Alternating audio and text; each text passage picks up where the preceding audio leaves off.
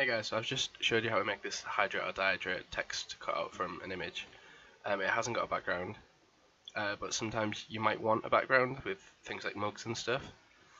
So I'll show you how to do that. We'll use the cutout text again, but we'll have the image as the background as well. So we'll start with a box, and this box is going to help us distinguish the background from the text. So we'll start with a square.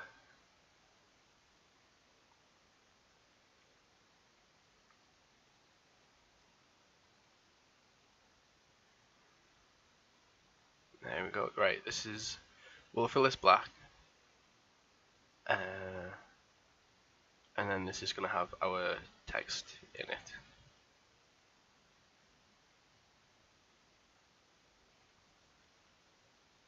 Okay, so next we need some text. We'll use hydrate or dihydrate again. We're just going to make it the same size as this box. Hydrate or dihydrate, and I'm typing in black. I'll fix that. Okay, so we'll change that to white. Lower this down a little bit, a bit more central.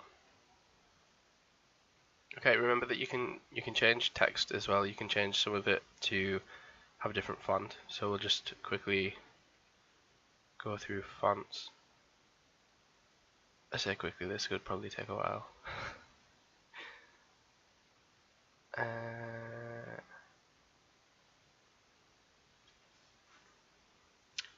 We'll change this to lowercase, and then some of the texts might work nicer. I'm looking for something like cursive, like handwritten. I don't think I've got many of them though. That was nice, but it was missing the H. This doesn't really matter because it's just a demo anyway.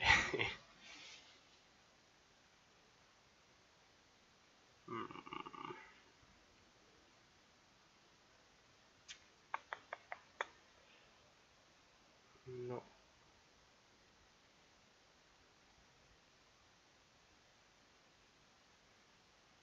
I should have just stuck with the original text, to be honest.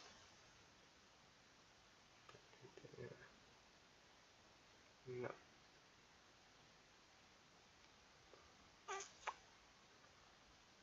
Right, okay, we'll stick with this one. We'll find a different one for this one, just to distinguish the words. No. Oh, let's just look for a simple does that? No.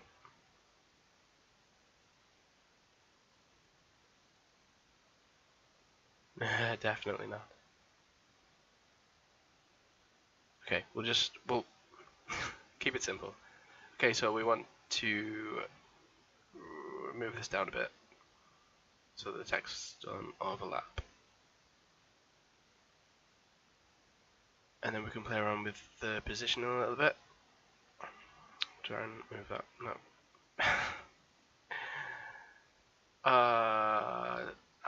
Yeah, right.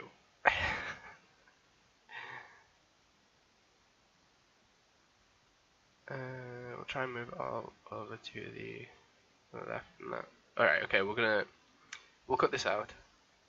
We'll cut dihydrate. So Control and X, that'll cut it, and it'll copy it to the clipboard. So it'll get rid of it, but it'll keep a copy. We'll cut that. We'll lower this down a bit, so we've got space for another one, for another one, there, and we'll paste that in. Then we can move this around separate to the other text, so we can experiment with the composition of the text. We'll put this in its own little box as well.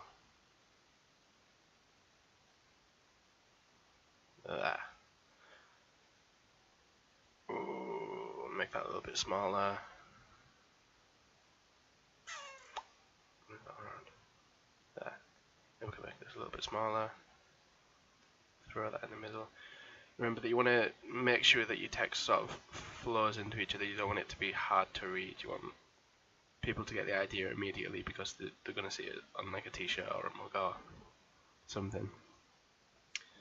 So we'll rasterize all of the files. You can select all of them by holding Control and clicking each one that you want to select. We're going to merge them as well, so they're all on the same layer. Okay, so we'll select everything except the text, and then we want to select the text, so we'll hold in Control and Alt and press I. And that will invert the selection, so it'll just be the text that's selected. We'll get rid of that, and we'll do what we did in the last video. We'll delete that. So you've got the background layer, you've got this black box, and then you've got the text, which is also part of the background layer. Then this opacity slider, this is going to make the black box more transparent, so you can have really transparent, but we want it to be legible, so we'll throw it back up here.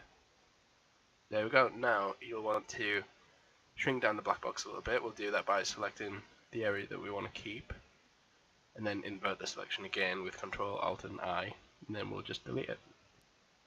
There we go. So this will wrap around a mug nicely, or tablet maybe, phone case.